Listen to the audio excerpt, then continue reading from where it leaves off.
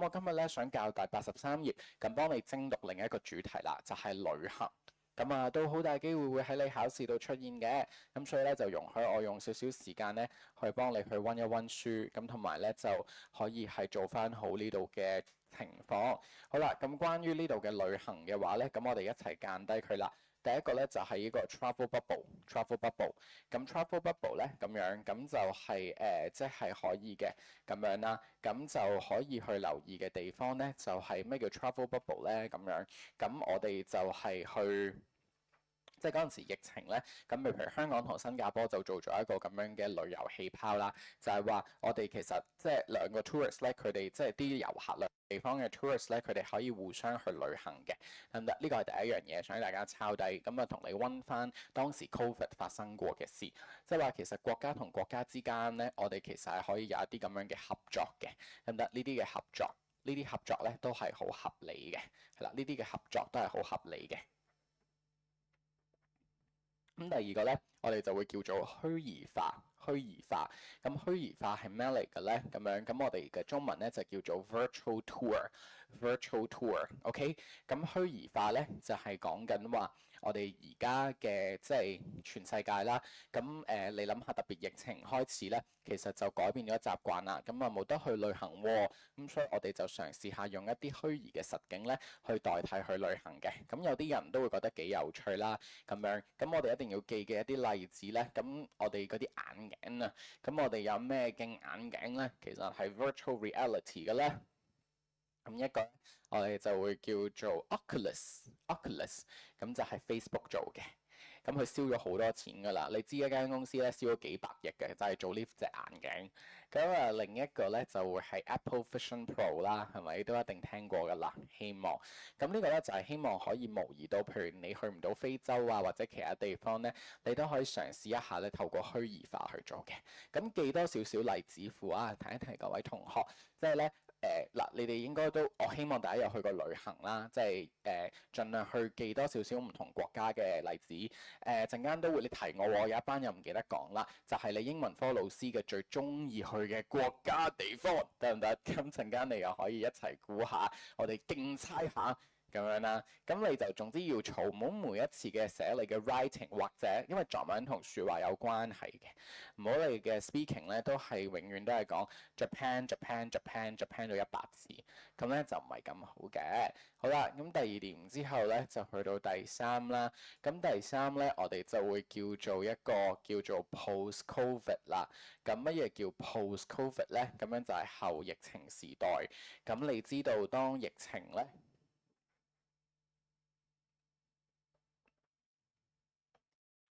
疫情咧，咁其實咧，我哋而家咧，疫情咧就係完咗啦，啲人就會係報復式去旅行啦，係咪？所以可能你自己而家聖誕節有邊個會係離開香港㗎？幾日去邊度都得嘅，舉手。一個唔敢舉咋，邊有可能啊？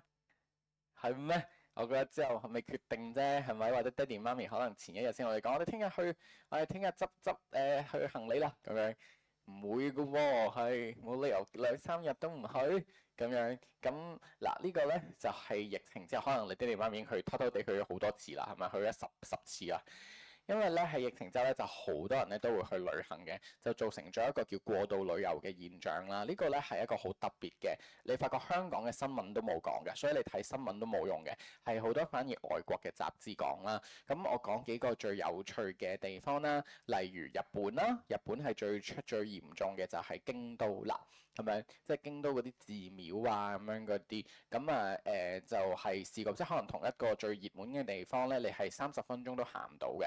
咁就你諗下好危險嗱，唔好講居民啦，其實都可以好危險嘅喎，即係可能會有人踩人啦，可能會即係會有好多嘅 potential 嘅 danger 嘅，即係危險啦。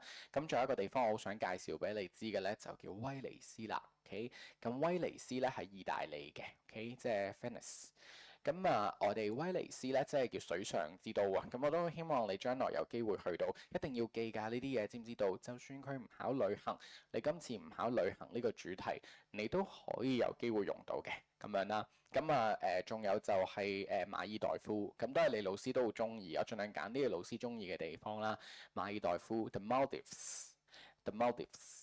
咁佢個首都就係揀馬里啦，咁樣其實你可以唔記呢個嘅，咁樣咁你就記馬爾代夫都得㗎啦，咁或者挪威啦，咁呢啲都係造成咗好多過度旅遊，佢哋嘅特色咧都係本身咧都係即係一係有好多居民喺嗰度住嘅，二咧就係其實佢哋都係好多自然嘅景觀或者環境為主嘅。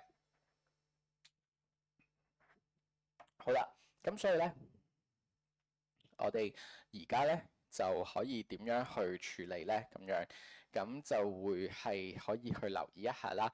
第一樣嘢咧就係當過度旅遊咧會出現嘅地方咧，就係會出現嘅地方咧就係 pollution 污染。咁呢個係第一點嘅。咁除咗呢個污染之外咧，第二樣嘢啦，咁就會係去到呢度咧，就係造成一啲騷擾咁樣啦，騷擾。好啦，咁呢個咧就係我哋講緊嘅，即係過度旅遊造成嘅問題。咁呢啲其實都好容易理解啦，係咪？所以咧，我想講深少少嘅喎，咁樣。咁咩叫講深少少咧？就係想講下面嘅部分啦。咁下面嘅部分咧，就係講緊點樣解決呢件事。好啦，咁我哋解決呢件事嘅話咧，咁樣就要去處理啦。第一樣嘢咧，就係我哋要交稅咁樣啦。咁我哋點樣交稅嘅話咧，就係去到呢個嘅地方咧，就係威尼斯啦。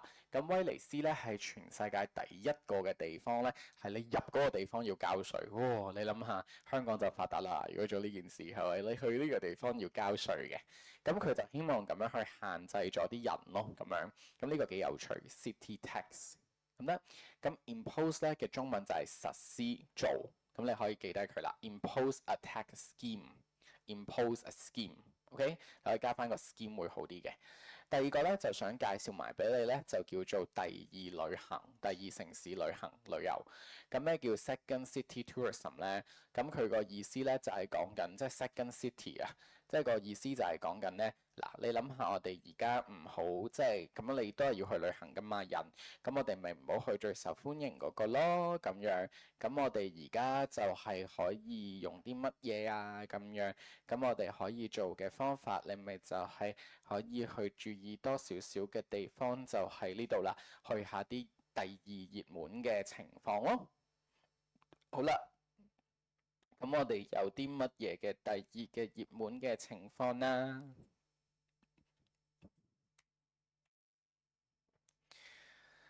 日本最出名嘅就係東京 Tokyo、Osaka、Tokyo、Osaka。咁但係其實除咗呢兩個地方咧，其實仲有啲好，即係譬如有冇聽過名古屋、沖繩？嗱，你識幾多就寫啦，得唔得？因為日本我相信你比較有啲共鳴啲啊嘛，咁樣可以寫啊，Nagoya、Okinawa。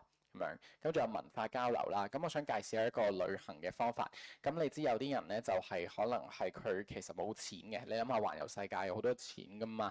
咁所以佢咧就會做一個數碼牧民啦。咁咩叫數碼牧民咧？就係 digital nomad。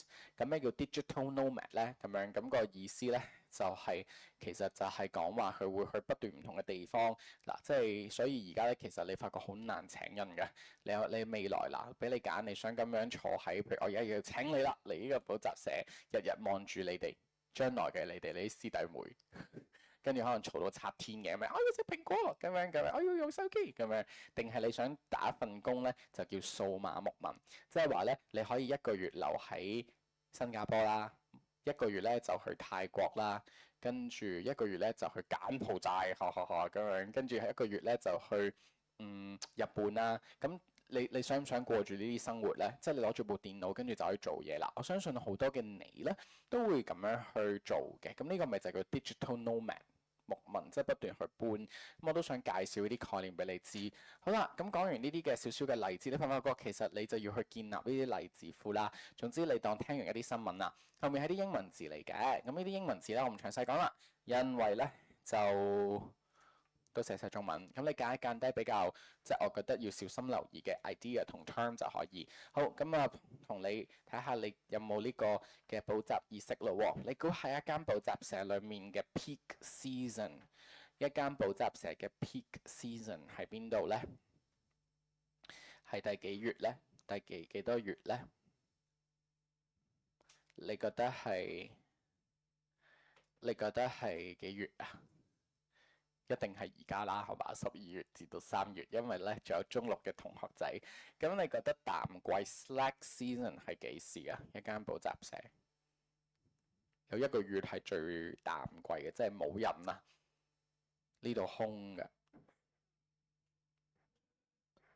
暑假係嗱，暑假你記住嚟上堂，等等你觀察下，簡直係係排到去後樓梯嘅暑假，因為暑假咧係你冇嘢做，你爹哋媽咪成日幫你補習嘅。暑假係我哋好忙嘅時候嚟嘅，最得閒嘅咧就係6月。係啦，嗱，我哋打到下6月咧，你哋係會全部唔見晒嘅。呢個就係 slack season，因為你考緊 final exams 同埋考完試啦嘛，嗰段時間6月中啊。咁樣，咁咧就時我都唔會喺度嘅，呢度會空咗嘅。你可以叫啲朋友嚟開 party，呢個就係 slack season 啦。咁所以你就記住呢啲字咯。外國都有呢樣嘢嘅，即係嗰啲 hitchhiking，即係譬如順風車啊咁樣。咁但係有啲安全嘅問題啦，即係可能咧真係有嘅外國啲新聞，咁你上咗嗰啲車，跟住之後咧就俾人哋非禮強姦咁樣咯。咁呢啲咪就係你要注意嘅 idea。再喺後面隔離嗰度啦，咁就想你寫埋一個叫做石屎森林，咁好有趣嘅就叫 concrete jungle 咁樣啦。OK。